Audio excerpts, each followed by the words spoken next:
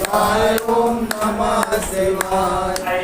योगेश्वराय ओम योगेश्वराय योगेश्वराय शिव योगेश्वराय हर हर महादेव नमः शिवाय ओम नमः शिवाय ओम नमः शिवाय। गंगाधराय शिव गंगाधराय हर हर महादेव नमः शिवाय गंगाधराय शिव हर हर महादेव नमः शिवाय जटाधराय शिव जटाधराय हर हर महादेव नमः शिवाय नमः शिवाय ओम नमः शिवाय योगेश्वराय ओम योगेश्वराय हर हर महादेव नमः शिवाय। बोलिए सूर्य भगवान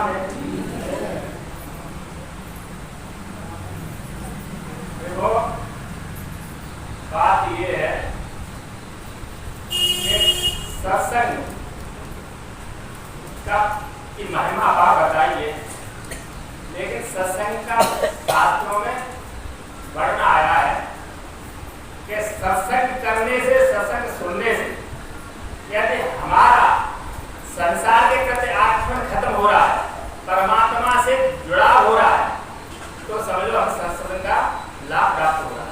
ये हमें अपना स्वयं आत्मनिरीक्षण करना चाहिए कि हमारा संसार से वैराग्य हो रहा है या हमारा संसार के विषयों में आसक्तियों में ही मन भटक रहा है, फंस रहा है।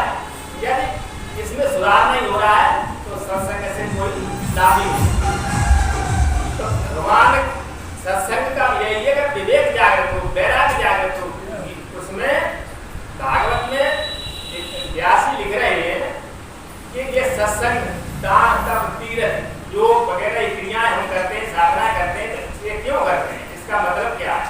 वो कह रहे हैं दानम स्वधर्मो नियमो यमस्य। दान अपने अपने धर्मों का पालन, यम नियम का पालन, ये और श्रुतम कर्म च संप्रदानी, ये हम जो सुन रहे हैं, जो हम सब शुभ कर्म कर रहे हैं, जो हम व्रत आदि रखते हैं, इसका क्या मतलब है? वो कह रहे हैं कि सर्वे मनोलक्षणांता मनो निग्रह सर्वे लक्षणांता परो योगो मनसा समाधि। भगवान उसमें कह रहे हैं कि इस सब का कारण ये करिए कि हमारा मन कैसे संसार से हट करके परमात्मा में लगे, चित्त हमारा परमात्मा में लग जाए, इसीलिए सब साधना हो रही है। तो कहने का मतलब ये है कि ज्ञान जब हो जाता है तो फिर ये संसार हमें अच्छा नहीं लगता, जब हमारी भक्ति बढ़ जाती है। ये कैसे? रामचंद्र मानस में सुग्रीव कह रहा है, भगवान प्रभु राम जी से कह रहा है कि नाथ, वो कह रहे हैं कि नाथ विशेषम मद कछुनाई और मुन मन मोह करिए शरमाई। ये आपके जो संसार में विषय बनाए हुए हैं, इसके मद में फंस करके अच्छे अच्छे ऋषि मुनि भी क्षण भर में मतलब दिख गई, हाँ, अपने पद से विचलित हो जाते हैं। तो अब हम आप क्या करते हैं कि ये हमारा आपका जो ये वैभव है संसार का, हम आप यही समझते हैं कि ये धन दौलत बढ़ जाए, परिवार बढ़ जाए, सुख संपत्ति बढ़ जाए, इस कामना आसना से ही हम सब व्यवहार करते हैं। और लेकिन सुग्रीव कह रहा है कि सुख संपत्ति परिवार बढ़ाई, ये मतलब सब पर हरि करियो से बताई। ये भगवान अब मुझे बोध हो गया है, इसीलिए ये सुख संपत्ति को राजपाट वैभव आपने मुझे दिया था, इसके चक्कर में फंस गया। अब इसको सबको त्याग करके मैं तुम्हारी सेवा करूंगा। ये सब नाथ भगत के बाद है, कहे संत तब पद बड़ा। वो कह रहा है कि ये तो सब जितनी हमारी संपत्ति बढ़ती है, जितना हमारा सम्मान में संसार में वैभव प्रसिद्धता बढ़ती है, मां सम्मान होता है, ये भक्ति में बात है, ये तो दुआ देंगे ले जाएंगे।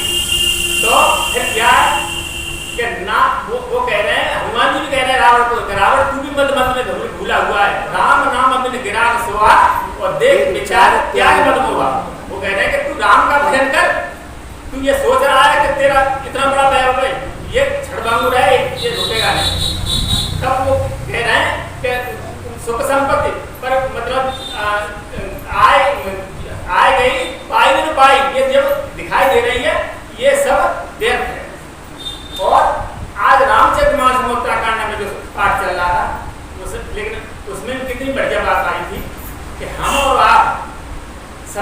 तो करते हैं, ये खाना पूरी करते हैं। ब्रह्मानंद सदा लीना जो सरकार के ऋषि थे चार, ब्रह्मानंद सदा लीना और देख बालक बहुकालीना। भगवान प्रभु श्री राम जी के पास गए, परमात्मा किसको प्राप्त होता है? जो सनक सनातन जो ऋषि थे उन जैसी भक्ति यदि हमारे अंदर प्रकट हो जाएगी तो परमात्मा बाहर नहीं है, वो पास है। तो ब्रह्मानंद सदा लीना और देख बालक बहुकालीना। तो रूप धरे जो चारों वेदा समदर्शी मुनि विरुद्ध वेदा पता जो वेदों के रूप रखे हुए थे चारों समदर्शी थी, वो भी क्या कह रहे हैं? अब आती है मुख्य बात, पॉइंट की बात के आशा बसन बेसन नहीं और रघुपति चरित्र होता नहीं। उन्हें कहा व्यसन का हमारा व्यसन क्या है? हम संसार में डूबे हुए हैं, संसार में आ सकते हैं, हमारा तो व्यसन ये है। और उनका व्यसन क्या था? जिन्होंने परमात्मा को प्राप्त किया उनका व्यसन था केवल रघुपति चरित्र होता।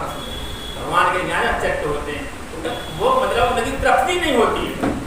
और यही बात वाल्मीकि जी ने राम जी से कही है कि श्रवण जिनके श्रवण समुद्र समान और कथा तुम्हारी रस कहना और जब वो कहते हैं भय निरंतर होने पूरे जिनके ये को कहते हैं, वो कह रहे हैं कि जिनके कान समुद्र के समान है और तुम्हारी कथा में जिसको आनंद आता है, कभी तृप्त नहीं होते हैं, वहां के उनके हृदय वास करें।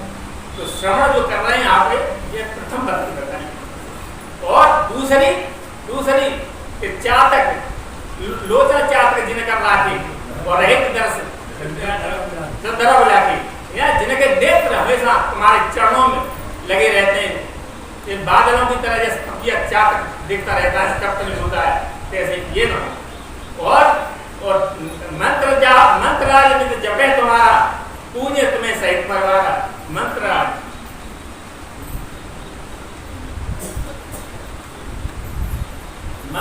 क्या? मंत्रों का राजा कौन होता है? जो हमें हमारे गुरुदेव ने हमें मंत्र दिया है वो मंत्रों का राजा बोला जाता है। जो परमात्मा का नाम दिया है वो मंत्रों का राजा है। आप उसका निंदा चाहें। जब ऐसी भक्ति हमारे दिल में पैदा हो जाएगी तो हमें परमात्मा से साक्षात्कार हो जाएगा, संसार हमें अच्छा मिलेगा। अब बात आती है कि हमारे आंतरिक शुद्धिकरण वृत्ति कैसे शुरू है। चर्चा चली कि आहार, बात सही है, आहार शुद्ध होना चाहिए। गीता हमारी कह रही है युक्त आहारस व्यारस युक्त कर्म चेष्टसु युक्त स्नापोदस्य योग भवत दुखा। वो कह रहे हैं हमारा युक्त आहार होना चाहिए, शुद्ध आहार होना चाहिए, युक्त विभाग आचरण होना चाहिए और युक्त कर्म चेष्टसु। हम जिनाक दिन रात लगे रहे, मेहनत करते हैं, श्रम करते हैं, तो तुम भजन क्या करोगे? तो हमें परिश्रम सीमित ही करना चाहिए। और युक्त स्नापोदस्य हमें सोना भी और जागना यानी हमारा युक्त ही होना चाहिए। हम कुंभकर्ण की नींद सोते ही रहे, क्या कर लेंगे? तो इस प्रकार से मतलब युक्ति होगी तो फिर क्या होगा? तो योग बहुत दुखा, फिर वो योग दुखारी नहीं होगा, वो सुखकारी बन जाएगा। और कर्म तो करना पड़ेगा भाई। भगवान कहते हैं कर्म क्यों करना पड़ेगा कि जिस संसार में आए तो कोई बिना कर्म के रह नहीं सकता है। ये स्वभाव कर्म करा लेंगे, लेकिन वो कह रहे हैं कि एवं प्रवृत्ति चक्रम नान वर्तते है अभाई इंद्रियागे अभोगम पास जीवित है। वो कह रहे हैं कि जो वेद विहित कर्म नहीं करता या वेद जीवन नहीं जीता है, मनमानी तरीके से जीता है, तो वो तो ये समझ लो कह रहे हैं भगवान ये बात है अर्जुन, उसका जीना तो बिल्कुल व्यर्थ है, वो तो पाप ही पूर्ण जीवन व्यतीत कर रहा है। और आप ये समझो कि ये हम आप जो क्या कर्म कर रहे हैं, सत्संग सुन रहे हैं, सत्संग सुनो, जो कहते हैं कि इसका क्या लाभ है क्या नहीं लाभ है, भजन करो, सत्संग सुनो, लेकिन इसका भी लाभ है। वो नेहा विनाश हो दिवाय में विद्यते। भगवान कह रहे हैं स्वल्पम धर्म से त्रायको महतो भया है।